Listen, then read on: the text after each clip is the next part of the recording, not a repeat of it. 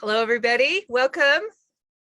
So happy to be here with you all, whoever is listening in. This is the Regenerative Consciousness Rising podcast. And it is my pleasure to co-host this with Galen Myers, my colleague at the Inner Resilience Network. And I'm Jewel Bistrova, and we're really excited today to host Joe Brewer, who Galen's going to introduce. But first, we're going to just give you a little framing of what we're going to talk about today. Today is the topic is culture and ecology, and we're going to be talking about how restoring the earth is also interwoven with how we restore our cultures. So the relationship between the two, and we're really excited about seeing where this conversation goes. So, Galen, I'm going to hand it over to you to introduce yourself and your ideas, and then maybe we could just talk a little bit about what maybe defining the term regeneration. I'm sure a lot of the listeners know the term already because this is on the Regenerative Consciousness community on Facebook. Thank you to Christopher Chase and Daniel Christian Wall who have the page. So shout out to them. So everybody really pretty much understands regeneration, but maybe we can just frame it a little bit in terms of this conversation. So hand it over to you, Galen. Yeah, thanks, Jewel. So I'd like to start with just introducing Joe Brewer. Many of you might know Joe and Joe's work. He's the author of The Design Pathway for Regenerating Earth. He's a complexity researcher, highly transdisciplinary scholar who's devoted his life to helping humanity through the sustainability bottleneck. He weaves insights from scientific study of cultural evolution, human cognition, and Earth systems science into frameworks for action. Joe's also I think of a personal mentor of mine. I've really been touched by his work, his scholarship of cultural evolution, especially, and really thrilled to be having this conversation. Yeah, so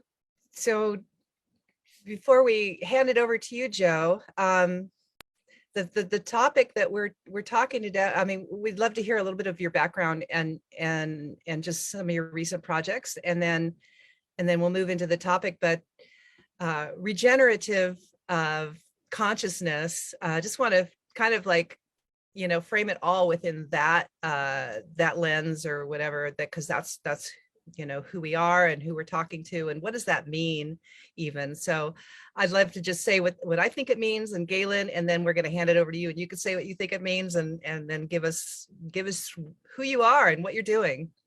So I feel like regenerative consciousness is really about tuning into that creative force that is ever present within us at all times, and that we are, as we segue from or transition from a consciousness that is based on fear-based living and control, and wants to, like, it's all about trying to control and which produces an extraction mindset. So as we go into regenerative consciousness, we are remembering who we naturally are. I believe the very essence of consciousness, of universal spirit, whatever you want to call it, is the essence of regeneration, of creativity. So that's my understanding. I hand it to you, Galen, and then you can hand it on over to Joe. Sure, thanks. So the term regenerative is a very large umbrella term for me personally. It's like so many things fit inside that label, and it's become I've become very passionate about the word itself as a movement. And so just in a nutshell, a little bit of what that word means to me is and regenerative consciousness is really shifting our awareness to the interbeing nature of reality. That as we understand systems thinking more and more, and we try to define individuals or identities within a complex adaptive system. We see that all of those borders or boundaries that we can try to draw are kind of useful but illusory in some way, and all things are kind of interbeing together. And when we start to bring this into the idea of design, or even just collaboratively participating in the evolution of our ecosystems that we are features of, whether we're talking about biological ecosystems, or some of the terminology I like to use is our cultural ecosystems, which brings to mind a concept of the noosphere or the noosphere, which is kind of a big door that I'm just going to open and walk away from at the moment. Um, but it's really about participating wisely in the complex systems that we are features of. And with that, I'll just pass it to Joe. Thank you, Joel and Galen. I think I may begin by saying hi, everyone, first of all. It's lovely to be here with you guys. And one of the things that I think is really essential about understanding the concept of regeneration is that it's not simply something we do, it's something we always are. And that's because we're always part of living systems. And so there are many ways that we can see aspects of the earth that has a subset, which is all of human culture, because humans are a subset of the animal kingdom. We're one species within an entire web of the biosphere. That everything in human culture is a subset of the earth's living systems. And a reason I start there is that it's easy to consider there to be cultures that are regenerative and cultures that are not. But the truth is, any human culture that exists is in some way regenerative because it's part of a larger web of living systems. And I would say regenerative consciousness, when understood from that point of view, is sort of like self-aware that we are that. And so it's like we're conscious, like we use the word, we're awake, we're aware, we know that it's happening. We can make sense of it in some way. And I think this is helpful because even extractive economies are regenerative in a particular sense, which is that there is parasitism is an effective strategy for some species within a healthy ecosystem. And even mass extinction events, which have occurred 5 previous times, are part of the natural processes and flow of the Earth and the Earth's solar system and the solar system's relationship to the galaxy. So what's interesting about this point of view is that we're always in some way regenerative. Even if we have self-destructive systems, parasites are self-destructive if they come out of harmony with their larger ecological web. And so being parasitic without being self-aware is to be self-destructive. And this is a really useful way of understanding that we can shift our strategies as part of a living system to encourage health, resilience, diversity, flourishing, or we can help increase a narrow set of measures for a short period of time that are ultimately self-destructive, but are still part of living systems. And this is really useful because you can always find something regenerative in any cultural context you're in, and then begin leveraging it toward better flourishing of the larger living system, which is one reason why this is not only factually true, although a bit misleading and confusing, the nuances really matter, but also it opens the doorway to look for which part of what is occurring in the current culture enables it to function as a living system because it's still alive. And this is just a very pragmatic place to begin.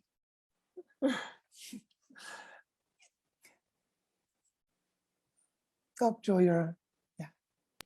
Oh my gosh, there's already so many things that I want to say in response to that. But first, I'd love to come back to that, what you just said, but I'd really love to hear a little bit more about you and your current projects. And then maybe we could circle back to that, this very interesting insight. Yeah, absolutely. So I've been interviewed a lot of times where I start by saying I was born on a chicken farm in rural Missouri before the internet and graduated high school just as Netscape Navigator and Internet Explorer were being invented, which means I was a knowledge-starved kid who was always looking for knowledge. And then I go to college and the internet in the mid to late 90s. What that meant was I wanted to study everything. So I studied, oh, at least, I don't know what that says. Maybe write another line and I'll see what it says. I have my daughter here next to me, so I'll occasionally say hello to her. She's learning how to write, so she asked me to read what she was writing. So I ended up studying sort of everything related to the fundamentals of truth and reality. I started with physics, philosophy, and dance, but dance was blended in because I'd already done theater and martial arts. So really it was embodied practice together with physics and philosophy. And I melded my way into complexity science and into philosophy and sociology and history of science. Ended up in a graduate program in atmospheric science, studying the dynamic Earth, and really learned a lot about how the planet's interconnected systems work. You know, plate tectonics and weather systems and the ocean circulation and all of that kind of stuff. And it was in the context of all of that that I was very aware that we were in a planetary scale crisis caused by human activities, what I now call runaway cultural evolution. And I realized that one of the key aspects of this dynamic, this whole crisis, was human culture and human behavior. That's why I went into the cognitive behavioral sciences, did work applying cognitive behavioral science to social movements for about 15 years. Came to find that it wasn't quite deep enough to really deal with the planetary crisis, and ended up discovering I was doing applied cultural evolution the whole time without knowing it. There's a whole story we could go into there and details of that, but I'll just open that door and walk away from it like Galen did with the noosphere. We can come back to it.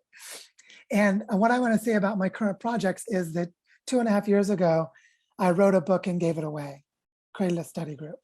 And the study group grew into a planetary scale impact engine, an online community that's a real community called Earth Regenerators, which has enabled us to crowdfund, raise money, turn private land into common space land, start doing landscape scale regeneration work, and do a lot of things related to healing of cultural traumas, decolonization, and restoring that regenerative consciousness that we poked and prodded at the beginning as a nice segue back to it.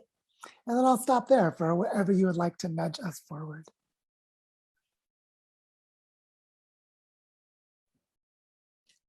Well, do you have any nudges, Galen, or should we loop back to this idea of regeneration? I find that very provocative, what you said about parasites, and then Galen, you both opened doors. Maybe we should just kind of like dip our toe in each of those doors. Yeah, I can offer a little nudge to do that with. So one of the places I resonate with Joe deeply, where he says it's like a great foundation to root this conversation is the discussion of just the nature of ecological systems, and how everything that is a human expression is a feature of nature, and nature is a regenerative community, which is made of living regenerative communities nested all the way down. And so with this in mind, it really helps frame the conversation in terms of like a non-duality. And we can start, I guess, by talking about parasitism and an ecological worldview. And, there might be a lot of listeners that are thinking, how can a parasite be regenerative? But parasite means it's degenerative. So maybe you can just speak a little to that, Joe. Yeah, let me start by saying that when people ask me to get really concrete about what a regenerative economy is, I start with a trophic flow and a food web. For those who don't know, trophic flow is the movement of energy and nutrients through the bodies of organisms as they eat each other. So, you got the microorganisms that are eaten by the bigger microorganisms that are eventually eaten by something like insects that are eaten by birds, etc. There's a web of nutrient and energy that move, and that's called trophic flow. All economies are trophic flows. So then what is parasitism? Parasitism is a composting cycle of nutrients between organisms. The one parasitizing another, but then the one that is the parasite also dies and becomes food for someone else. And so the question is whether we have a species-centric point of view the one that's usually talked about for humans is anthropocentrism, or whether we have an ecological food web point of view, where parasites may do harm to certain other species, but the question is whether there is a rebalancing of the nutrient flows through the rest of the food web, or if there is a cascading collapse which creates some kind of an extinction event. And so when we think in this way, we end up with two philosophical dilemmas. One is, well, where's the boundary when we're talking about these things? Where's the ethical boundary? And the other is, what is the time scale? Which is a related, but I separate it out. It is a boundary, but I separate it out because for those who know geology, the reason that when carbon dioxide levels are really high in the atmosphere and they eventually come down is because weathering in mountain ranges and subduction in subduction zones of tectonic plates brings carbon into magma and then recycles it as mountains again millions of years later, which means there's a way of drawing all that carbon out of the atmosphere that's stored up in the rocks. And so that happens on timescales of tens to hundreds of millions of years. Most of us are completely unaware that the Earth maintains equilibrium on timescales of hundreds of millions of years, but it does. So this question of timescale I separate out just to say there's a whole philosophical domain of inquiry. What is ethics and geological timescales?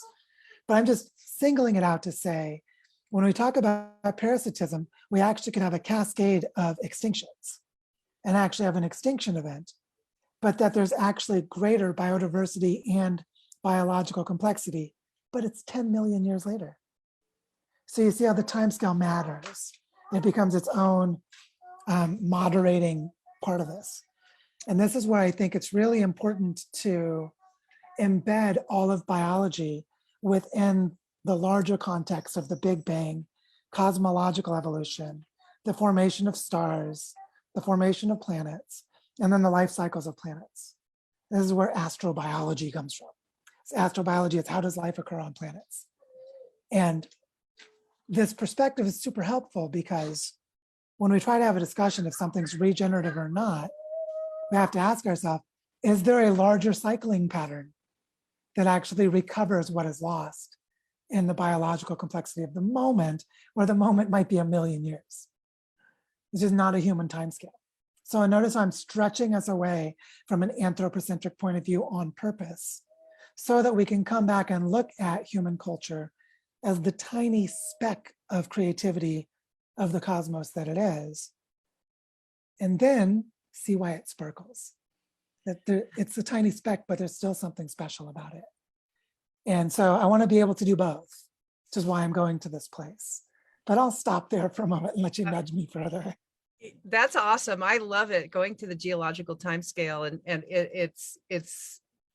I feel I studied astronomy myself, and it really, when you consider the magnitude of the universe, you know, it really changes your perspective on what's going on in this earth, you know. So that's how I'm relating to what you said. But going back to this idea of parasitic and regenerative as being regenerative, and relating that to, and then bringing in this idea of the geological timescale in terms of cultures, because I really appreciate what you're doing. You're stretching it out and then coming back. And maybe it's too soon to come back to cultures, but I'll say that the question that came up for me was, okay, so with the intercultural in the human family, you know, we have intercultural conflict, and we have what is now, you know, the popular term colonization, and you could consider colonization as sort of a parasitic activity, perhaps. And if so, what's your perspective on that, on colonization? Is it a parasitic activity, you know, where you're extracting resources and then killing the culture that you're extracting it from, you know, causing some kind of death in that culture, some kind of suffering, and then for your own benefit? And but is in the long term, you know, are you thinking, you know, there's a geological time frame for cultures, or not geological, but just a larger time frame? Anyway, that was a lot it wasn't a clear question, but maybe that's enough. What I want to take as a way to focus that question is a framing that Michael Dowd uses, which is he separates sustainable and unsustainable human cultures in a very simple terminology, anti-future and pro-future, which is all sustainable cultures that humanity has ever created were indigenous. There are 0 examples of civilizations that are sustainable. Every one of them has collapsed. This one is collapsing now. And so not all indigenous cultures have been sustainable, but all sustainable cultures have been indigenous. And when you look at their worldviews and their social norms and their ecological relationships, you can describe them as being pro-future. Oh, perfect. That's great. Thank you, Elise. And by being pro-future, it's things like we describe the river as a sacred being and we personify it. And then we go and offer gifts of gratitude to the river. And we cultivate a sense of understanding that the health of the river is the health of us. And therefore, we don't piss in the river and we don't die from contaminating it. And so this thing of being pro-future has some really clear ecological guidance. Whereas anti-future, now let's go back to, oh, wow, I see it, Elise. Yeah, that's really nice. But I don't think I want you to eat it. We haven't determined if that one is comestible, if it's edible. But my daughter was foraging this morning. But what's interesting is when we look at this through the lens of the defining pattern of living systems, autopoiesis, the term coined by Maturano and Varela, which basically autopoiesis is the self-created capacity to self-express, a pattern that reproduces the conditions of being alive from moment to moment, recruiting whatever it needs to express itself. And when we think in that way, we can say there are autopoietic cultures, meaning there are human cultures that reproduce their own material flows. So maybe they make their clothing from plant materials and they extract it at a pace that can naturally regenerate itself. And notice here that the regenerative culture would be defined as a harmony of input and output between the flows, the trophic flows of the human culture and the trophic flows of the larger ecology. And that's how we define sustainable. You can have a sustainable use of cotton by growing cotton at the rate you use it to make clothing. And then you do that for everything within the culture. And so when we think in that way, what we start to see is that human cultures may not be autopoietic, which means they degrade the base of their living capacities. A very visible example would be agriculture that increases the salinity of soils until the soils are basically depleted, and then their food base collapses and their population goes away by a population collapse. So they've undermined, the autopoietic flow is self-undermining. And the Easter Island phenomenon. Exactly, and all civilizations in history. And so this is interesting just to notice that it's a living system, so therefore it's regenerative in a sense. But it's regenerative in the context of the larger patterns of regeneration. So if you're focusing at the scale of the human culture, you have to say, is the human culture regenerative in relation to other regenerative patterns in its context? Which is basically, is it renewable? Meaning, are we depleting at the same rate or less of the natural regeneration? That's where ecological limits are defined. But any human culture that goes beyond ecological limits, there is still autopoiesis, but it does not select for the scale of the human culture, meaning that human society collapses and goes away. And we can explain this using a framework developed by David Sloan Wilson, who's an evolutionary biologist, which is called multi-level selection. And multi-level selection says that natural selection, the pattern of evolution, does not occur at one scale only. It occurs simultaneously at all scales, but with different mechanisms and different strengths. So as a visible example or an understandable example, think of social change within a community where there's really strong family and clan-based patterns like you might see in the mafia, or one clan against another. There's very strong cultural selection for families. And they might have very weak city governments, but there's still mechanisms of change for the city governments. So the insight is that there are different scales of organization for all living systems. Evolution occurs simultaneously across all of them. And now this tells us how to measure autopoiesis. Basically, is selection high enough in level of organization that it selects for the continued survival of the organization itself? So if we're talking about a human culture, did you rise up in complexity that evolutionary patterns create autopoiesis for the entire culture? Or is it a self-depleting or self-degrading pattern, which is that you're selecting for something lower than that whole level?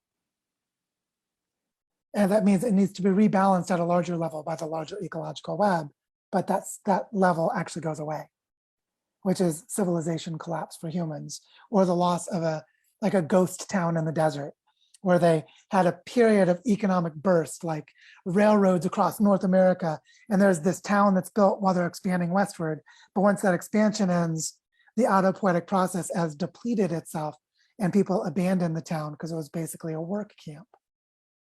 So it was autopoietic for a time, but it wasn't self-sustaining autopoietic, because it was actually selecting for national scale infrastructure and nation building while undermining the selection for the level of a town that only had a burst of activity for maybe 10 or 15 years. So this clarity about different levels allows us to analyze this rigorously and robustly, as long as we define the terms correctly. That's fascinating. I don't know, Galen, if you have any questions, but I am curious how it relates, more specific ways, how it relates to what we're seeing today. And then the other thing I wanted to just mention, you made me think of, is cultural movements.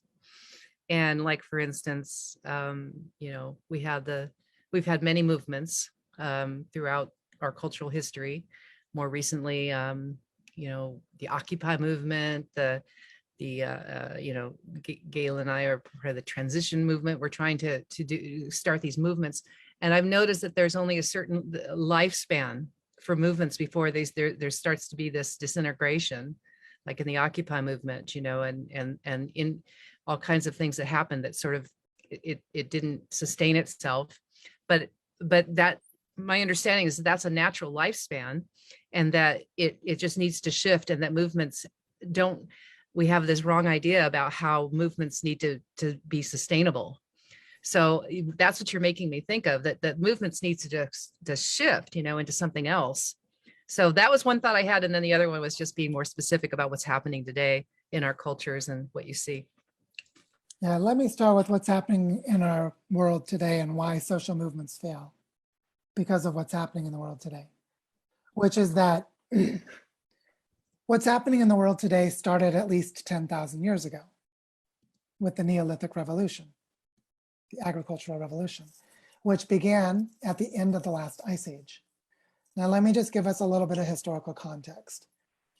There have been many kinds of humans in the last 3 million years. Australopithecus boisei, for example, Homo habilis, for example, Neanderthals, for example.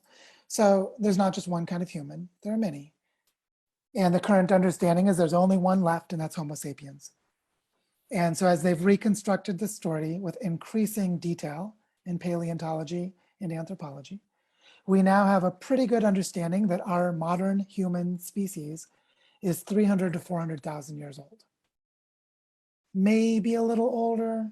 They used to think it was about 100. They just pushed it back a couple of years ago, but it's getting less and less likely it goes further back. So let's say it's 400,000 years. Just, it might shift a little. Okay, what's happened in the last 400,000 years? Well, wait a second. To answer that, we have to go back a little bit further. 4 million years ago, North and South America came together and formed the Isthmus of Central America, causing the ocean currents to have to go around South America, creating a turbulence in the planetary system that created ice ages. So for the last 4 million years, there have been ice ages for 80 to 90% of the time, with short warm periods in between. The last one of these ice ages before the one that modern humans evolved in started about 600,000 years ago, ended about 300,000 years ago. And then most of human history was during an ice age until about 11,000 years ago when the Holocene started. Now, why does this matter? The first long, stable, warm period in the history of the planet that had modern humans gave rise to agriculture, civilizations, and a planetary system. And agriculture arose independently in 5 places within 1,000 years, which means it was simultaneously arising in multiple places. Mesoamerica, the Middle East, etc. So why do I need to do this? Why do I need to set this context? Because what's happening right now is either our species going extinct a little bit too fast for a mammal of our size. They normally last about 1 million years and we're about halfway through. Or we're about to achieve a breakthrough and become like a culturally mature mammal that has been somewhat adolescent until now, which is Dwayne Elgin's idea, if you're familiar with his work. Yeah. And so I put it in this context because the very first time that humans were anatomically modern and not in an ice age, a pattern of global conquest and domination of empires and civilizations played out to culminate in this globalized extractive system that's risking the creation of a true mass extinction event, which would cause humans to go extinct as well. So we may well drive ourselves to extinction, and we're pretty darn close to it. That is the context we're in. Now let's zoom in. One of the simple ways to understand planetary ecological limits is the ecological footprint. Add up the ecological footprint for all different humans by different cultures, and we crossed the planetary limit around 1975. Just for the record, I was born in 1976. So I was born after we passed planetary ecological overshoot. All of my life has been in ecological overshoot. And so there are 2 things that can happen in ecological overshoot. There can be a shifting of resources to further deplete the base, so the carrying capacity goes down, which means a further collapse of the population to rebalance. Or there can be a slower drawdown of what are still population crashes, but less severe because they didn't overshoot even further by shifting resources. And what's happening now, what's called sustainability right now, almost all of it is embedded within this model of civilization without understanding this larger context, trying to keep the human population artificially large, 8 billion or more people, which only happened from a huge pulse of fossil fuels translated into industrial agriculture. Which means the longer we keep human population this high, the more likely we are to go extinct, because the further we shift resources and deplete our base and make the entire biosphere make it less resilient and more brittle. The only way to understand our current context is that we're at least a half a century into ecological overshoot. That's what I'm doing on the floor. I'm making bowls and Oh, nice. with wetness. Oh, that's really cool. She's drawing on the floor. And so the only way to understand the rise of strongman leaders is because authoritarian regimes arise within mammals who have status hierarchies. Think gorillas, bonobos, chimps, and humans, for example, when there are scarce resources because there's population pressure from population density, which means we should just expect more fundamentalism, authoritarian regimes, strongman governments, fascism, totalitarianism, and etc. There's actually a set of research showing this to be the case. That explains a lot of what's happening right now. And there'll be a lot of research. I stop you right there and ask you to repeat that, because that felt like a really important, and just if you could just say that again. I'll say it in a different way, but I'll say the same thing. There was a study that was done with a unique data set that's held at Yale University that's called the Human Relation Area Files, HRAF, by the anthropologists who use it. It's a massive data set of ethnographic research. They did a study where they looked at existential risks, things like the frequency of natural disasters, the frequency of invasions and violent conflicts, the frequency of famines and droughts and things like this. And what they found was that there was a very clear correlation between the rise of strongman dictatorships, of authoritarian regimes, of fundamentalist religion as coping mechanisms for existential anxiety. And that what is happening right now is a perfect storm of existential anxiety that is only going to intensify for the next half century until population pressure goes down, which means the human population has collapsed. So all the people who are afraid of human population collapse, unfortunately, human psychology wires us to the wrong risk.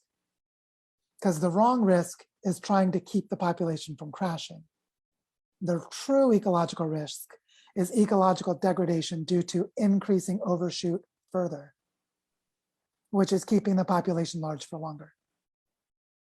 And so that's one of those things that human psychology struggles with. So what I just said is like, go take a walk or shoot some whiskey because you just got a really serious dose of some grief and some depression. But the fact of the matter is, human population was overshot by the 1950s.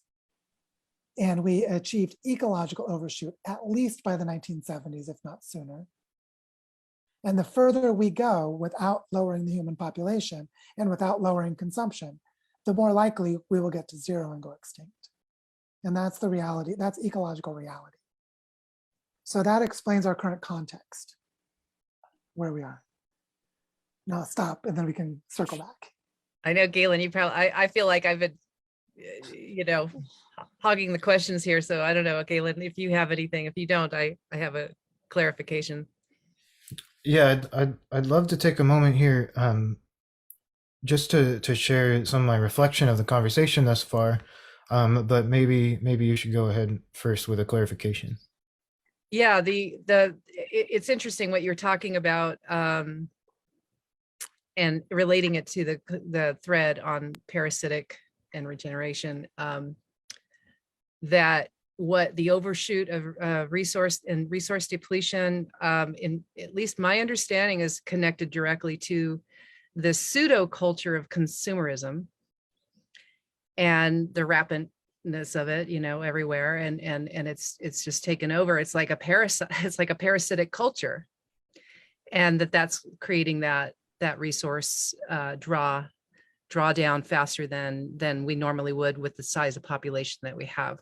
So I was just relating it to that conversation about parasite and the culture and this overshoot. And I still would love at some point to get in there to talk about climate change, but we don't have to do that right now. I have a question for you about that, but I'm going to hand it over to you, Galen.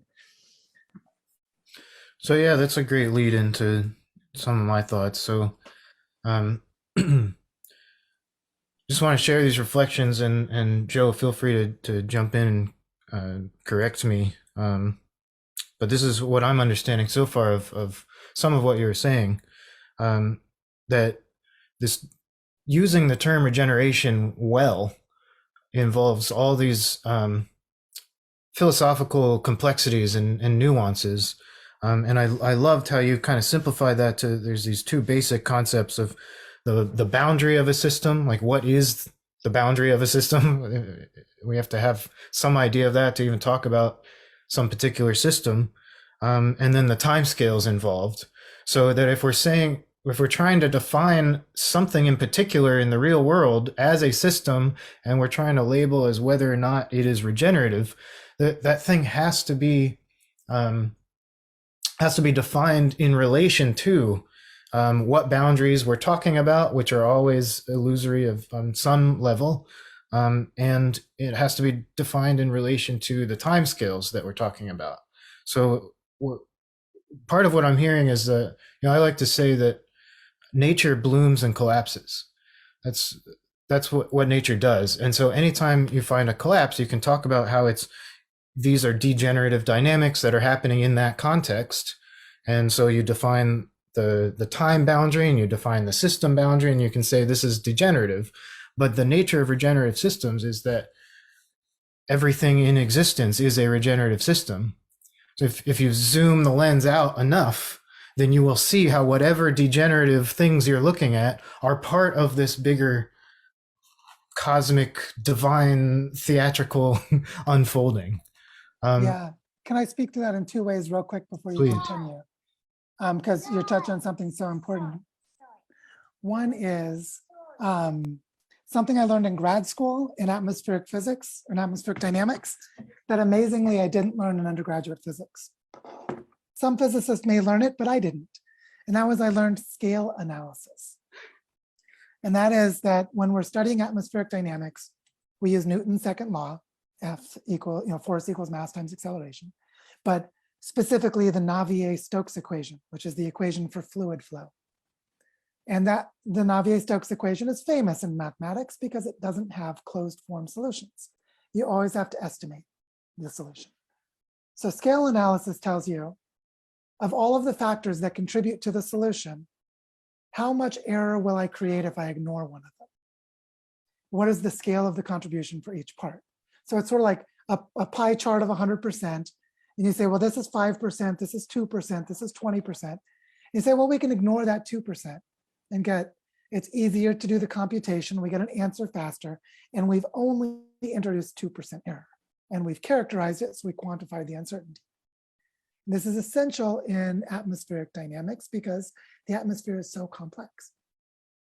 So when I was studying an atmospheric dynamics course, we learned how to set up the Navier-Stokes equation, and we'd say, we want to study the formation of tornadoes. For tornadoes, we care about supercell thunderstorms, which have a characteristic spatial scale of maybe 10 kilometers.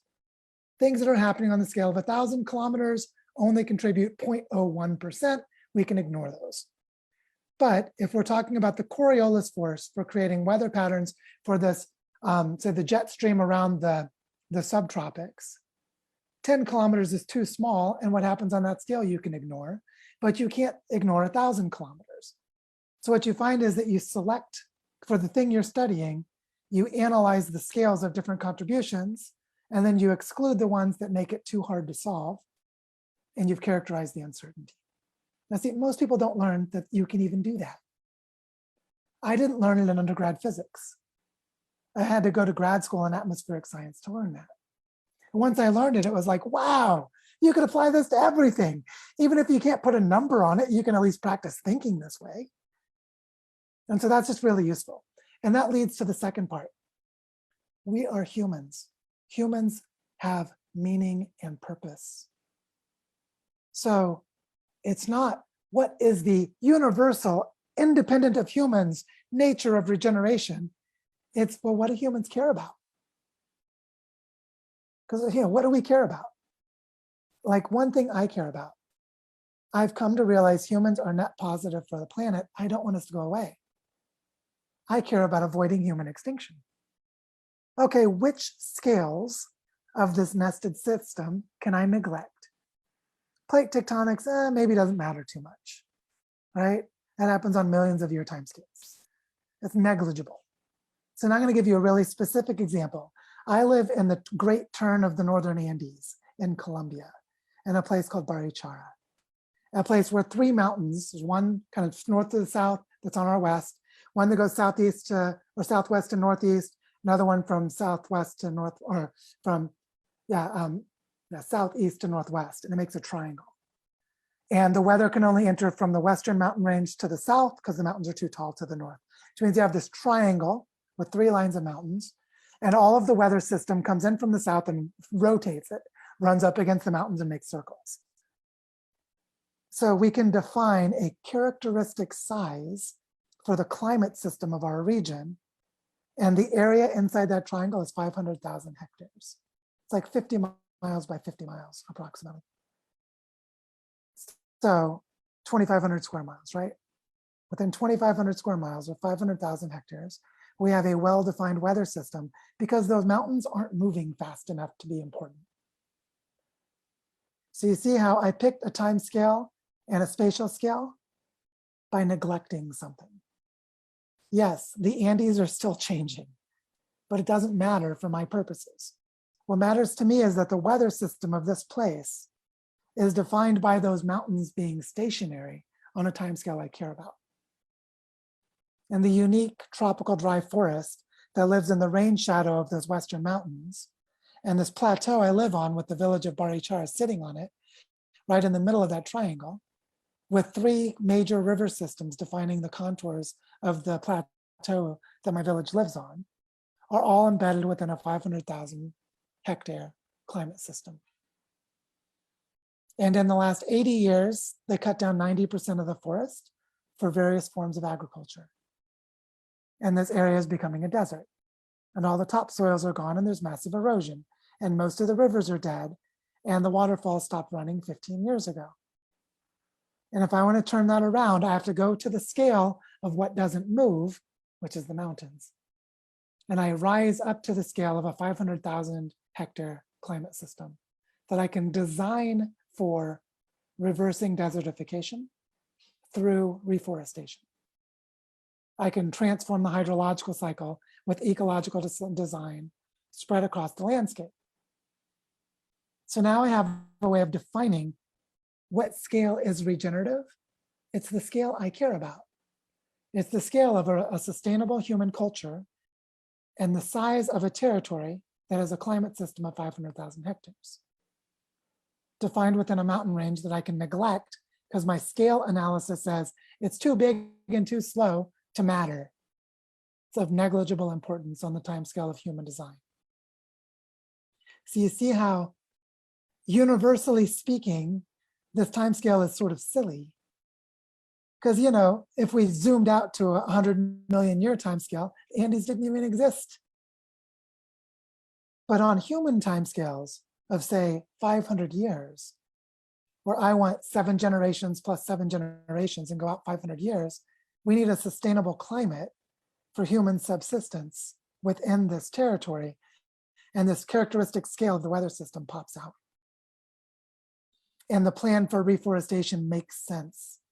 And the kind of economy that's embedded within that forest system, an agroecology, permaculture landscape system, makes sense. And I can do regenerative design for human culture to have harmony with the landscape scale, corresponding with the stability of that weather system. I'm watching all these things with this. Oh, nice. Thank you. So I have to move the shoes. Okay, thank you. So the shoes don't get wet. So you see how human purpose selects for the scale to do the scale analysis. Totally. Yeah, thank you for that. And I kind of want to tie that concept of scale analysis to, so if we look at the scale of geology, and we can say, you know, for our purposes of designing regenerative civilization, the geological scale is not as relevant. But then there's this ecological time scale that we have participation in and we can work with. And then there's this cultural evolutionary time scale, which is even, in my mind, even more hyper relevant, where even the smallest amount of you could call them design interventions into our cultural ecology is a word that a phrase that I use that could mean all sorts of different things in different contexts, but the kind of the ecosystem of our cultures, of our behaviors and our beliefs and our norms and our worldviews. So it feels to me like there's this that human culture had evolved on this, historical human culture evolved on this timescale of 10,000 years. And within that timescale, it wasn't really relevant for cultures to be aware of themselves, of their own evolutionary trajectory, that time span. But it feels like now we're entering the rate of evolution, of cultural evolution, has expanded to a point where it's so relevant, not just within our lifetimes, but within the decade. The rate of evolution is so relevant, but we're still inherited these perceptions and these ways of thinking, these ways of interacting with our own cultures that are embedded in the past, that treat them as though they're irrelevant, as though they're the mountains that can't be affected, and we shouldn't even try to affect them. And so, well, let me just kind of drop that off there and see if there's anything you want to say to that first. I want to start by saying that a key thing I studied in physics, for anyone who has done calculus, will know that you can have partial differential equations, which is basically where different variables change at different rates with respect to each other. And this is really important because the great acceleration is sometimes the term for this explosion of human population and cultural evolution, became out of sync with ecological reality. And so there's this idea that we need to speed up cultural evolution to turn the problems around. I used was wrong. It turns out we have to intentionally slow down cultural evolution to the pace of ecological change. And I'm going to give you two examples. My daughter is 5 years old. One of the most important things I did 5 years ago was I took seriously her world, and I started to slow myself down to sit in my child's imagination. When she wanted to stop and sit on the ground and make piles of dirt and put sticks in them, I would sit down, make piles of dirt and sticks in them. And that was such a human thing to do. It healed me of the cult of busyness. It healed me of the pathology of modern culture. It decolonized me. And so slowing down was more human than cultural evolution has done to us. And that's when I started to see other things. Now I'm going to give a second example. We're creating a food forest in the Bioparque, this community reforestation project here in Barichara. And about a year ago, I went to that land and asked myself, do I want to create a food forest here? This is going to take 20 years or longer. Do I want to be in this place for 20 years? Can I sit within a perception of time for 20 years? And what did I do? I started digging the first retention ditch, a contour swale to divert water from the road into what would eventually become a retention pond and an absorption and infiltration pond for the aquifers. And I started to pull the invasive grass. Yeah. I don't want you to paint your lips, please. You can paint your fingernails and your toenails, but not your lips, please. Because that stuff's not safe for your lips. It'll absorb into your skin. It might make you sick. You can draw with markers, yes. On your lips, yes. And then we'll clean it off afterwards. She wanted to use nail polish to paint her lips.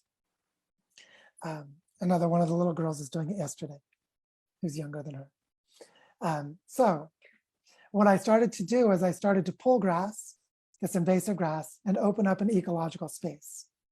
And I was taking all the dirt that was clotted up in the roots and I was spreading it out to make a mulch layer. And then I waited for the rain and the wind dispersal that brought the seeds. And I started to watch the ecosystem grow on its own. And it turns out the bushes and shrubs all appeared within the span of 2 months, like they came fast. And then the insects came. And then with the insects came the the bees and the wasps and the pollinators. And then the predatory insects and the spiders, and then the birds and the reptiles, because there was a food bank of insects. And within 5 months, it had filled several levels of the ecosystem because I was going slow, walking around meditating and pulling grass. And people ask me all the time, why don't you bring in bulldozers and do this faster? I say, well, if I do that, I won't see the ecosystem growing. I need to go at the speed of the ecosystem. I'm in a place where it's a unique ecosystem. It's called the High Andes Tropical Dry Forest. It's the only one on Earth. How could I possibly know this ecosystem unless I watch it? So I've synchronized my own permaculture work to the timescale of the ecosystem that I'm in. And this is what people get wrong about the pace of cultural evolution. They think we have to speed up to catch up with the pathological culture, but actually we have to slow down and match to ecological reality. And this is a really key insight. Yeah, I want to press pause and just really take that in, because that is, I agree, a very key insight. And I'm so appreciate, your child here, because the children are the reminders for us of staying connected to staying connected not only to the earth and each other, but just to a different time frame. And I've been part of a trauma healing community myself, and working with a student of Thomas Hubel. I don't know if you've heard of him, but oh, I love Thomas Hubel's work. Yeah, I've been doing his work, and actually, literally just this morning we were talking about, there was two things that came to my mind in relation to what you just said, and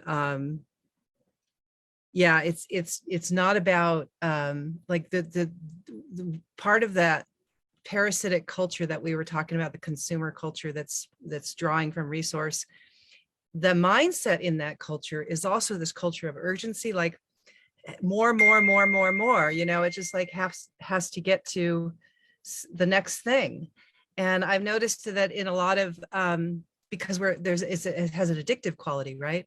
So in the activist world, in a lot of the change maker worlds, people that have great ideas and are trying to do good, but they're still working with this mindset of like, we got to change the world, this urgency.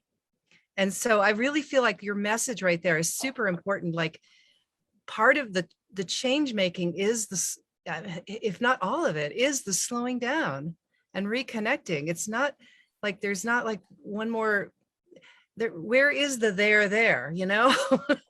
So that was one thought. And then the other thing was just going back to what you're talking about, the bigger time scale. One thing Thomas was saying today that really struck me is that in healing trauma, you have to get really, really specific and unique to a thing. So I'm thinking ecologically, like in your ecology, everybody's got different ecosystems they're working with. You have to be specific to that ecosystem, but that connects to the universality. So in the universality is what you were talking about in terms of the stretching it out. And so I don't know if that made any sense, but I wanted to make that comment. Yeah, what I'd love to add is that in Earth Regenerators, the community that formed around giving away my book, one of the things that I introduced very early on was teaching people how to form pro-social groups, which is groups of humans capable of guiding their own evolution as a group. And this involves psychosocial development around the regulation of emotions and psychological flexibility. And it includes the core design principles for governing the commons outlined by Eleanor Ostrom. And it includes insights from how evolution creates cooperation. And when you put those together, so it's not a framework, it's more like a body of knowledge and practice that does that. One thing that starts to happen is we become mutually trauma healing. And increasingly the work in Earth Regenerators has been, how do we heal our traumas so that we are able to be better at relating? Because it turns out, as Galen's already been talking about interbeing, ecological perspectives and the ecological worldview are fundamentally about relationality, about how we relate, our ways of being in relatedness. And this relatedness to time is a great example because it's so concrete. It's like, oh, you want to do something for 20 years? You can skip a day, take a day off. You got 20 years. You're going to get there. If you have to get it done in a week, you got no time to do that. And so how we relate to time turns out to be huge.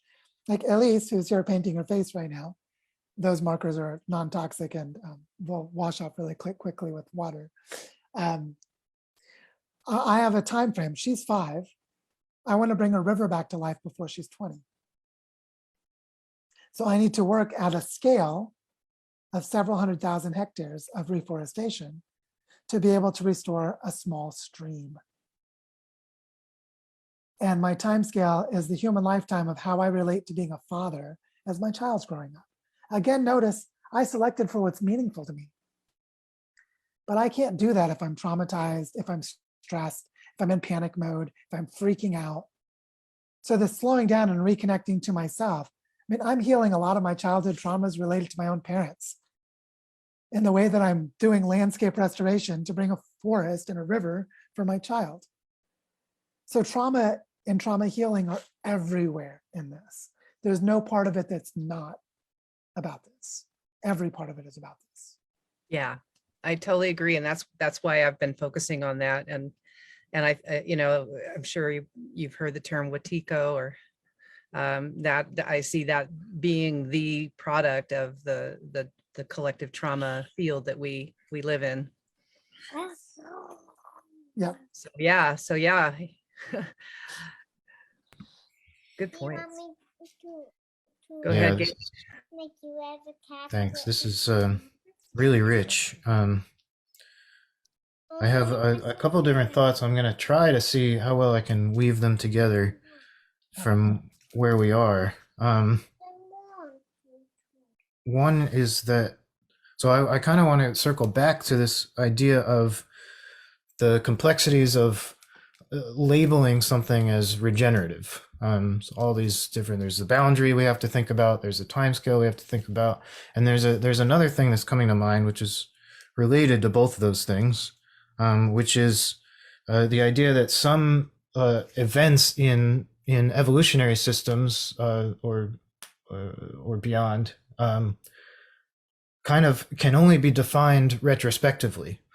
Like if you think about a speciation event where a population of organisms, a population of individual organisms have a separation. Let's say a peninsula becomes an island, and suddenly this population is on two separate places, and interbreeding only happens between these two separate groups. And if you carry that out far enough into the future, you'll eventually get two different species. But if you want to define when that speciation event occurred, you could say, oh, well, it's when the peninsula became the island. So that's when the species, but at that time, it's not correct to say that, because you picked two individuals from either population. If you went in and intervened and brought those two individuals together, they would be able to breed, and we would consider that same species. And so as you roll on through time, it becomes more and more difficult to find two examples of two individuals that could breed and have viable offspring. But there isn't ever really a single moment where you could say this is when the speciation event occurred.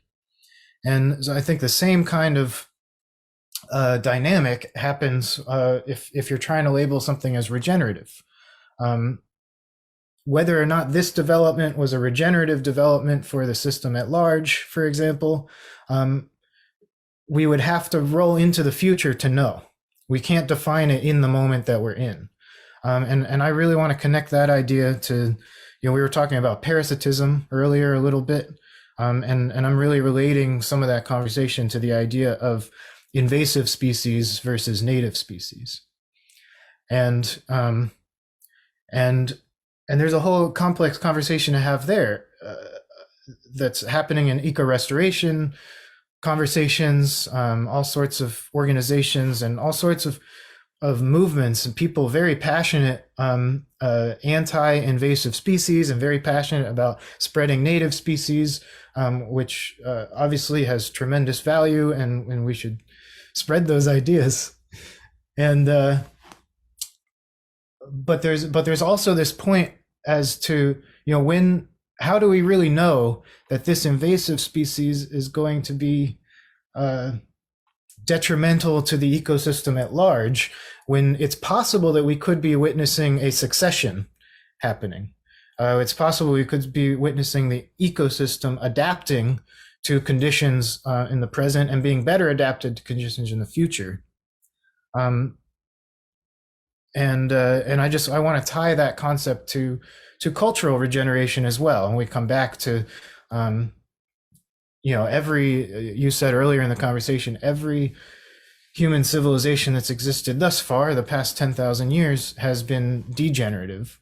And I want to almost, it's not an argument, but maybe it's mincing words a little bit, but I want to bring up the idea that, could you also say that human civilization itself is yet to be seen whether it's a regenerative force on the planet, and that these societies that have sprung up and collapsed over time in these bloom and collapse pattern that nature does, it could be moving towards a metamorphosis to shift, to be in a regenerative relationship with the planet. And then you could argue that maybe we wouldn't consider that civilization anymore. It would be some other thing. But anyway, I'm droning on. But the point that I want to make is that, let me connect it to the final point that I want to make, which is, I remember from an interview that I did with you several years ago at the Cultural Evolution Society conference in Jena, Germany, 2017, I believe, the inaugural conference of that society. And I remember you said in that interview how important it was for humans to have a narrative about who we are and about our relationship with the world that is meaningful to us.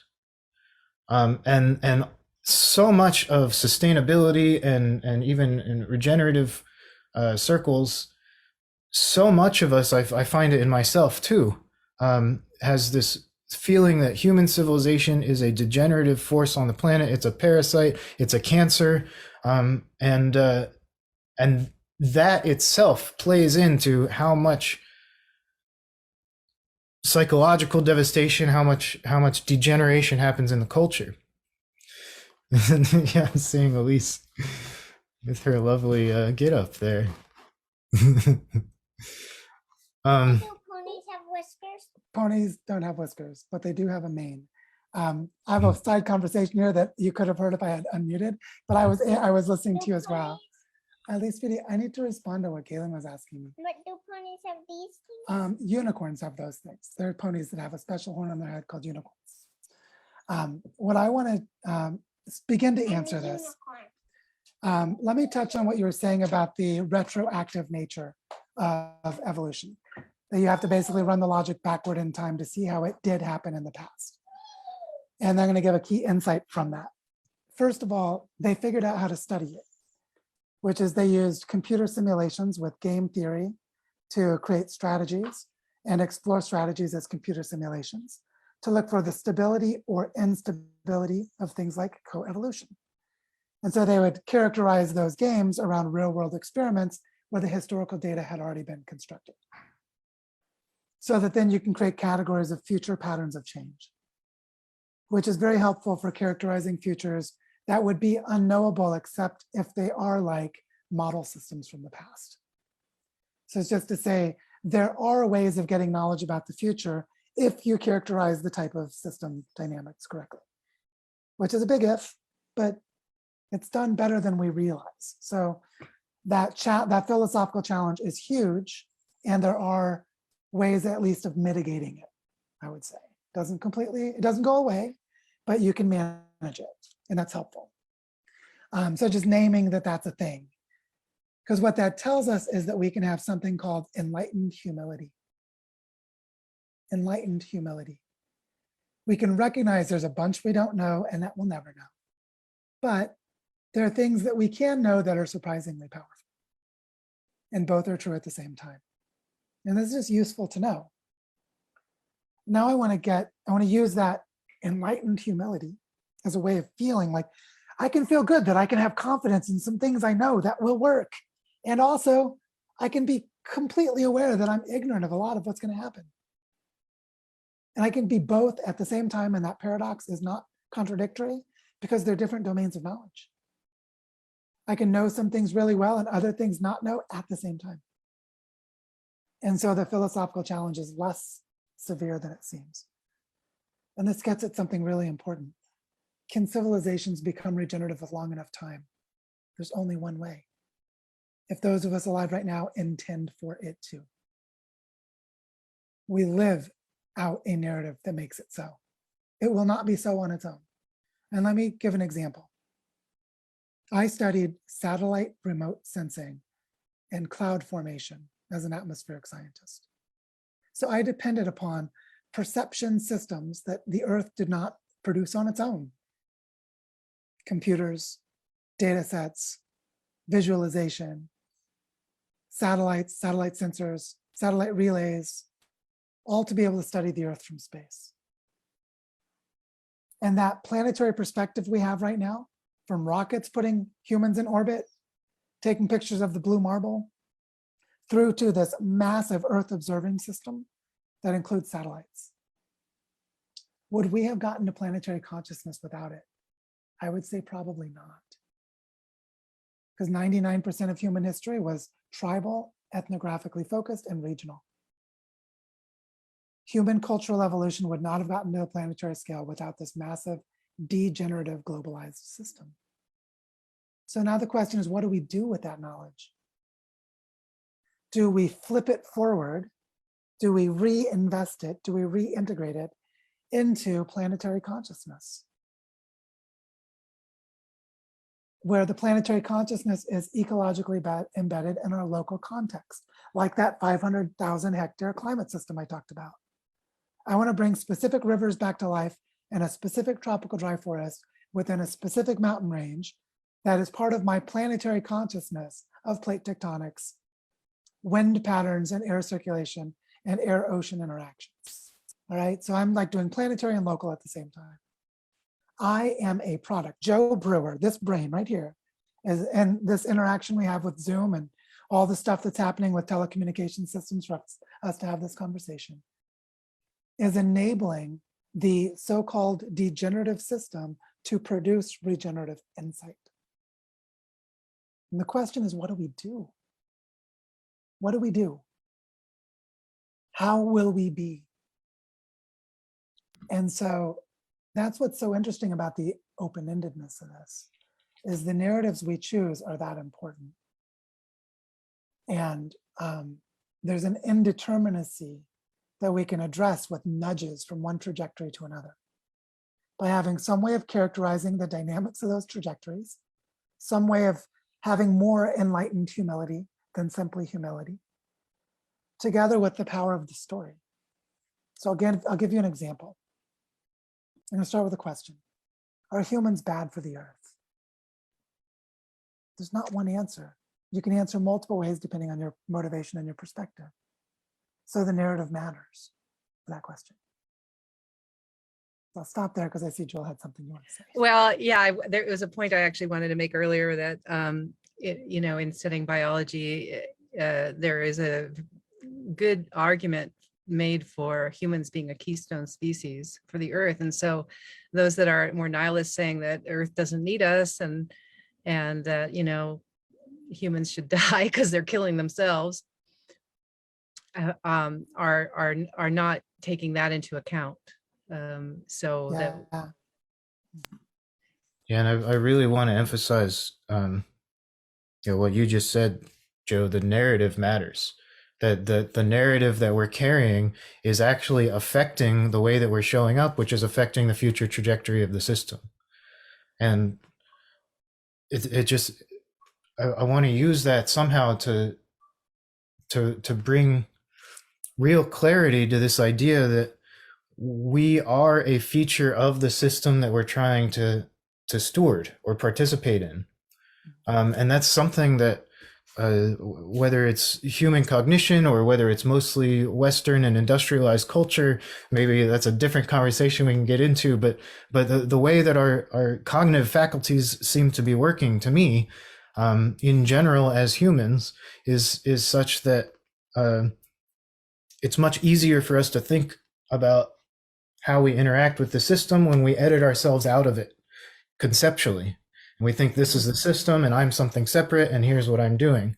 But it's when we really, this is a huge part of regenerative consciousness to me, is this constant practice of recognizing the complexity and the non-dual nature of that we are a feature of the system that we're trying to participate in, that we're trying to design, that we're trying to steward.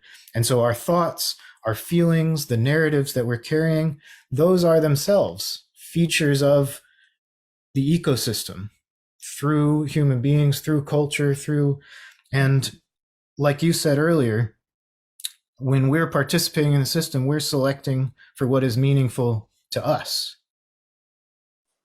And so I want to sum it up, and then I really want to come back to the question, what do we do with this? Because that's what I want to bring this all to.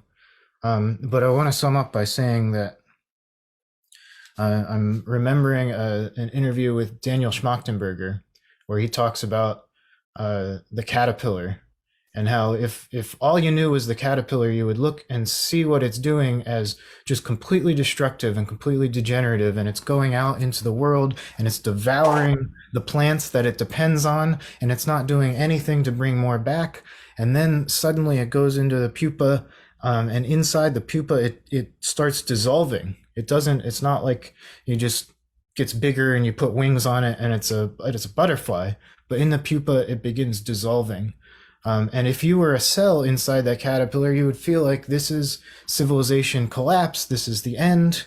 But then things start reorganizing and metamorphosis, and the butterfly comes out and it starts pollinating the very plants that its previous phase, the caterpillar, was devouring and threatening its existence on. And so if this is a kind of narrative that we can bring forward for regenerative consciousness, that we can start to play this role, that these thoughts and feelings and narratives can be a crucial part of regenerating our cultural ecosystems to shift us back into resonance. And that, for me, is is the meaningfulness of this, that we can choose these narratives, and that it's not just internal, that the narratives we choose have real tangible effects. Yeah, I want to start by saying there's a fundamental flaw with the butterfly metaphor, which is that the butterfly evolved through millions of previous generations for a programmed genetic code that human cultures don't have. And that's the fundamental flaw, which is the trusting that we will become a butterfly as we melt down is profoundly flawed and dangerous. And Daniel didn't seem to get that when he was making that example. He's a smart guy. If someone pointed it out to him, I think you get it very, very quickly. But just in the moment, I remember an interview where he gave that. I was like, oh, Daniel, you have to think of multiple generations. We select across generations.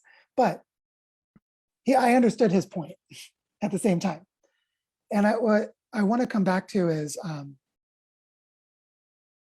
what we've been talking about in a learning journey that I'm co-hosting with the team right now at Earth Regenerators that relates to everything we're talking about.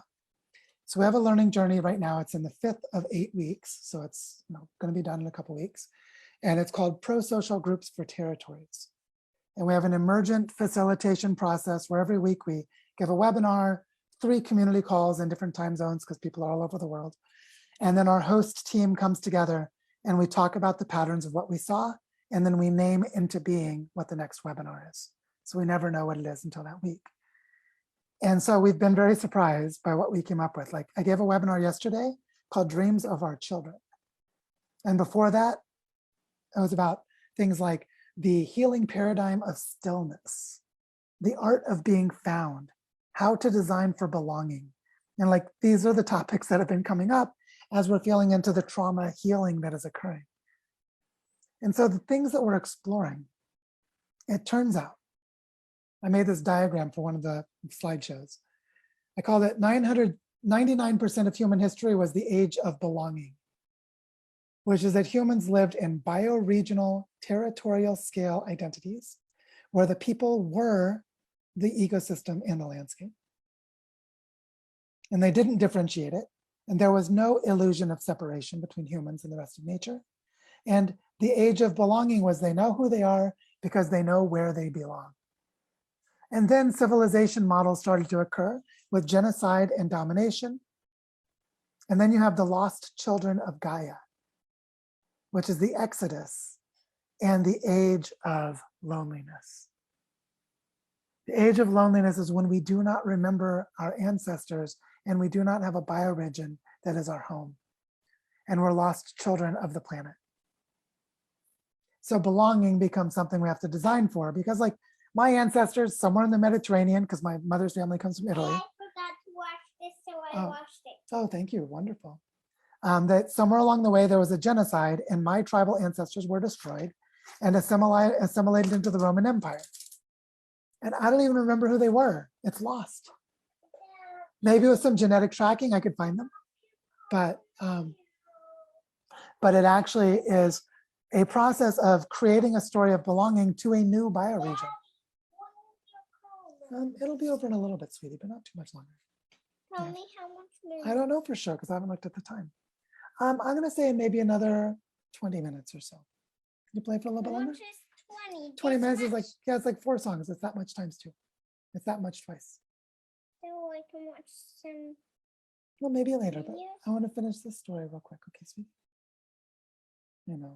I haven't seen her in like almost a month, so she's really wanting her daddy, which is part of what's going on here. Well, we feel very, very honored that you'd even share your time with us, this way with her, it's just, Oh, sweetie. I'm really appreciating actually her being around because her energy is very sweet and it's helping us to kind of stay connected to that part of ourselves. Myself, anyway, I speak for myself. Yeah, So I think what I may need to do is agree to a time frame with Elise and end a little shorter so I can give her the attention she needs. So maybe can we stop in 5 minutes? Do you think that's okay? Or is that too soon? It's 10 minutes. Yeah, maybe if you want to speak for 5 more minutes and then each of us can wrap up with the closing. Okay, Elise, I'm Okay. going to share 5 minutes of thoughts and then we're going to do a little closing together and then I'll be back with you. Is that okay? It's like the time for 2 songs. Yeah? Well, we can't watch the 2 songs because I'm on the computer, but afterwards we can.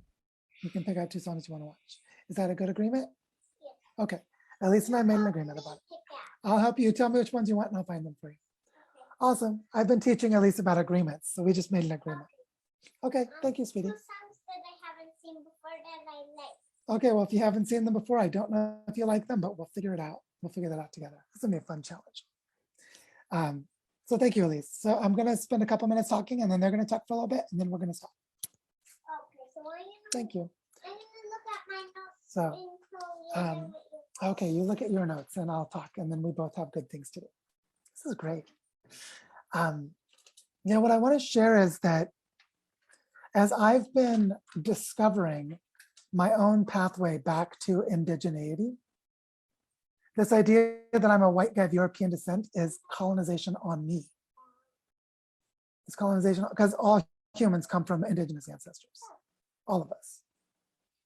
And as I've been rediscovering that there is a way to leave civilization mindsets, decolonize and unlearn, and actually become more and more indigenous. But what does that mean? It means belonging to a place. It means knowing where you're going to die and bury your bones. It means knowing who your people are. It means caring about the future. It means that your family is larger than the human world, and it's embedded in a web of support of mutual survival. And so, and I could go on. I'm sure both of you know enough about indigenous cultures. We could elaborate more and map it out more than what I just did. But I just want to indicate, like, everything I just said, any person on earth could do. You could learn how to belong more to your place. You could find your people that belong to that place too. You could recover your relationship to being human, which includes dreamscapes and plant medicine and shape shifting, which is just taking on empathetic perspectives for something else. What is it like to have a flower open to the sun? What is it like to be the bee gathering the pollen from the flower? So this imaginative capacity of human minds is fundamentally indigenous and fundamentally human. And so any of us can start learning to do it clumsily. And the way we forgive ourselves for not fully getting there is that this pathway of indigeneity probably takes longer than one lifetime. So if I do a good enough job, my daughter is more indigenous than I was, and her children are more indigenous than she was. And after a couple of generations, we are indigenous. And I found the most powerful and dangerous concept in the world right now for regenerative practice is the idea of the future indigenous, the ones who don't exist yet, the ones who are not the indigenous of the past, although they share a lot in common with them. But one key difference is planetary perspective. There are others, but the planetary perspective is huge. And so what I want to sort of drive home here is that there's enough knowledge about how the entire universe works, right down to key parts of ecosystems where we are. There's enough knowledge about that we can have enlightened humility, that we can become active participants in open-ended systems whose futures we cannot predict, but we can shape and guide toward desirable outcomes. Desirable being defined by the narratives and the purposes that we take on. But unfortunately and luckily, the quality of our narratives is determined by how we handle our past traumas. Our coping mechanisms for pain and struggle in the past are how we live out our narratives today. And we can actually have regenerative narratives to heal our cultural histories, including our own childhoods. And what that does, simply, is we learn how to belong. We learn how to belong as part of the living, breathing orchestra and grand play that is life on earth. And if we do that, there's a better chance some humans are going to survive this collapse that we're in the middle of.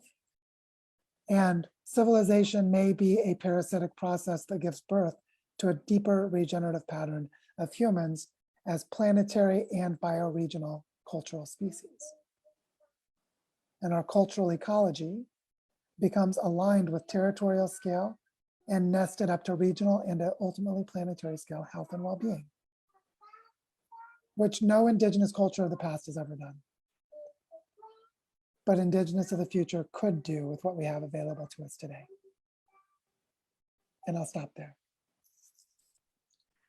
I just want to make that was beautiful, and I just want to make one comment on that before. And Galen, if you want to do your closing first, I'm fine with that. But there are indigenous cultures that have had global scale perspectives and narratives, cosmic perspectives. So not all indigenous cultures, but there are. Actually, that's not true. They have globalized perspectives ecologically defined within their ecologies. And so, like I live, for example, I live in the landscape that is the boundary between the Tairona civilization and the Muisca civilization, which are federations spanning all of the northern Andes. They have a cosmology of 7 levels that leads to cosmic harmony of the universe, but they're defined within the boundary of the Andes and the Amazon and not within the Middle East. And they did not know plate tectonics. And there's a very easy mistake for those of us who live in the modern world with modern science to project onto them some of these perspectives that aren't true. And yeah, so I'm not talking about all indigenous cultures, just a few, like for example, Lakotas believe in other indigenous cultures that they came from the stars, they were seeded from the stars. And so to me, that's what I'm talking about. There's a global perspective, a cosmic perspective.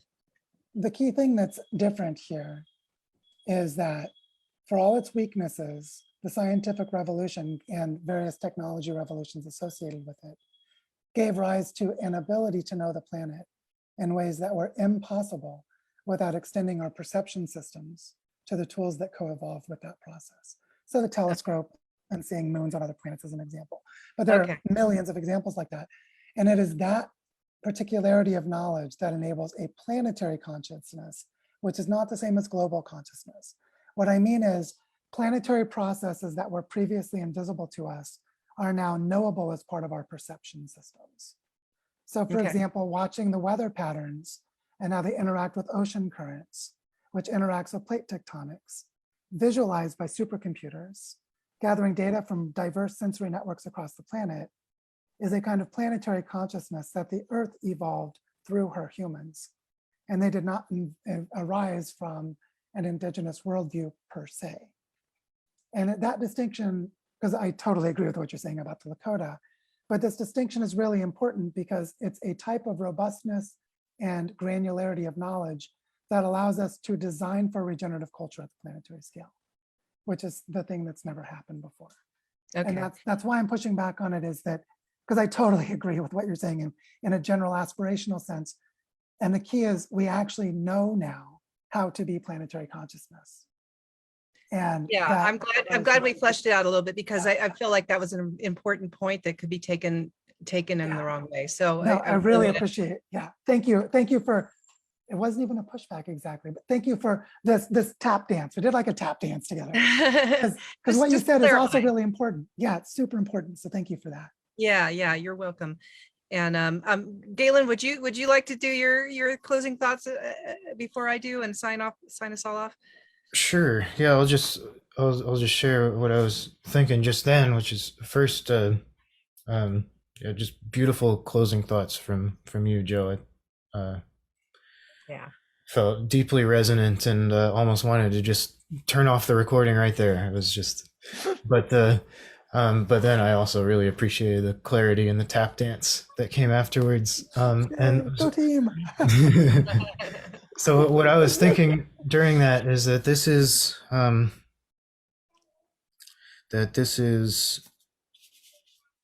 it's like thinking of our cultural ecology, that there's many different species in the ecosystem, and just like any other evolutionary system, there are an infinite number of forms of life that could exist and that have not yet existed. And so we are bringing novelty into the ecosystem through these evolutions. And when we bring novelty into the ecosystem, that changes what's possible in the ecosystem. So this colonizing force, this industrial civilization, it brought novelty into our cultural ecosystems. And it's really important to value the value that it is adding. while at the same time, I think this regenerative evolution is very much recognizing that the novelty that we brought, we had to go down this path, kind of taking us away from belonging in order to develop these novel things. And now it's like we're on the verge of being able to bring it back in, to weave these new things that were evolved into belonging, into interbeing. And I see that. Whoops. Oh, You I froze. I Oh, see what that. happened? I'm like, He's saying something so beautiful. Please continue. jumped off the cliff. Oh my gosh, I was like on the edge of my chair, literally. Like, Galen, you're waxing poetic. Please continue. And actually, maybe this is like this is the the truth, is that it's the unspeakable, the nonverbal, going into the unknown, the mystery, the great Yes. mystery. Oh, I love it. I love it. But yeah, I mean, this is obviously is a conversation that could go on and on. There's so many layers to it, but maybe I'll just talk while we're waiting for him to come back. But ultimately, you know, it seems like, I love this. Oh, I love it. The unicorn. Yeah, the self-painting unicorn cat. I think it's a lion. This is it. The magic of children. This is the joy that the world is longing for. I was just talking to another colleague in the Inner Resilience Network yesterday, and she works with children and in education, and she was asking a really important question. We're like going, what is it that children need in the world that we're in right now? And she said, learning how to sense into the field of relation between them and other kids. And I really loved that. It's like, because there's so much confusion and they aren't taught that in school. Kids are not taught that, how to like real relationship communication skills. Yeah, I agree. Don't you, Elise? Do you agree that we should all be able to relate to each other well and maybe not put that lid in our mouths so we don't choke on it? What do you think? How do you feel about that? I don't know. Maybe it's a bad idea. Do you think it might be a bad idea? You don't? Well, I'm also worried about your marker drying out while the lid's not on it. I'm wondering if Galen is going to come back or if we should just close it up. Yeah, maybe we just close it up so I can honor my agreement to release. Yes. Okay. Well, then I'll just say what there was a bunch of things I wanted to say, but I'll leave them all out and just say this. Ultimately, I believe that, you know, there was some talk about the design intervention of culture and the narratives, and I feel like that was a thread all throughout, you know, whether parasitic and the regenerative and all this. But for me, the answer of this exploration that we're doing in terms of what is our cultural narrative, there he is. I'm going to let him in. Hey, Galen, let me finish my sentence and I'll give it back to you. Sorry, we lost you.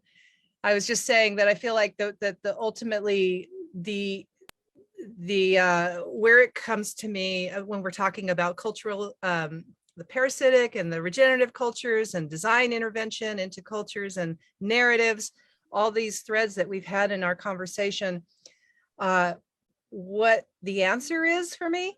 And I of course, I definitely believe in the trauma healing. I feel like that's a super important part of it. But is this right here? This is the answer, what we're doing right here. Conversations are the answer. It's not a single narrative. It's not any kind of like belief system. It is the doing. I actually wrote a book called Relationality 20 years ago. And it's so great that it's actually now, I think I coined the term actually. And I think it's so great that it's now getting, because that is the answer, I believe. Of course, I'm biased, but that it's relational, that it's conversational, that it's interactive, that we're doing it right as we speak. It's right here and now. So I'm just so grateful to be part of this conversation with you, Joe and Galen. I really am. I truly, truly am deeply appreciative of your work, both of you. And Joe, thank you so much for your presence and sharing yourself while you have your daughter. And thank you for sharing her beautiful, magical little presence there in and out. So thank you, thank you, thank you. And I hand it over to you, Galen. Awesome. Yeah. Yeah. I'm feeling the same. Really tremendous gratitude and connected. And this conversation felt very, especially the way Joe was bringing Elise in and just embodying connection, showing up as we are in the moment. Really appreciative. My train of thought was disrupted there, but I just want to finish up by saying I was wanting to emphasize, there's great value in the cultural evolutionary developments of whatever we want to label it, the Western world, the industrial world, and we're starting to mature to the point where it can reconnect with the great value of the ancient and the indigenous developments, life forms in the cultural ecosystem, if you will, and I had some thoughts that I wanted to bring. That we are the system. That we can talk about systems design and systems thinking, and those are mental models. That all models are false and some are useful, and it's real easy to be turned off for many of us by these kinds of analytical conversations, because it seems as though we're not honoring the suffering that's involved. It might seem as though we're not honoring the human consciousness, the hearts and feelings, that the amount of devastation that has occurred from these developments. It's equally crucial in my mind that we honor the value that's in the developments, as well as the suffering and the devastation that came from the developments. And that's what non-duality is about to me, is being able to hold those simultaneously, because they're both true. Yeah, kudos on that. Yeah. Yeah, I just want to thank you both for inviting me and for the conversation. And the last thing I'd like to say is that we are in a time of reckoning and consequences, which means we're in a time to make ourselves still, to find stillness in our bodies, to be present to what is happening, and then to respond from that place with love. Just like when Elise comes over and asks for my attention, I stop and I respond to her with love. And when I was in Boulder, Colorado last week, and there were 3 wildfires in the same week, leading to evacuations of different part of the city, and the summer hasn't even started yet. And people are acting like it's just, oh, now it's normal that half the city burns down regardless of the time of year. Like, they're not stopping and paying attention to create the spaciousness of context in which to know what to do. Yeah. Instead, they get more frenetic and distracted and confused. So this thing of slowing down and connecting and grounding into stillness to feel what is real and then act with love upon it is just so important. Amen. That's a great way to end this podcast. I couldn't agree with you more, both of you. So grateful to bring this in, and let's keep spreading that message, because I agree with that 100%. Yeah, and I'll promote the hell out of relationality for you. We're gonna get that one out there. I'm gonna send it to you. I'm in the process of re-editing it. So please do. Please. Yes. Do. Okay. All right. Well, bless everybody out there who's listening and watching, and until we meet again. Thank you. Bye-bye. Bye-bye.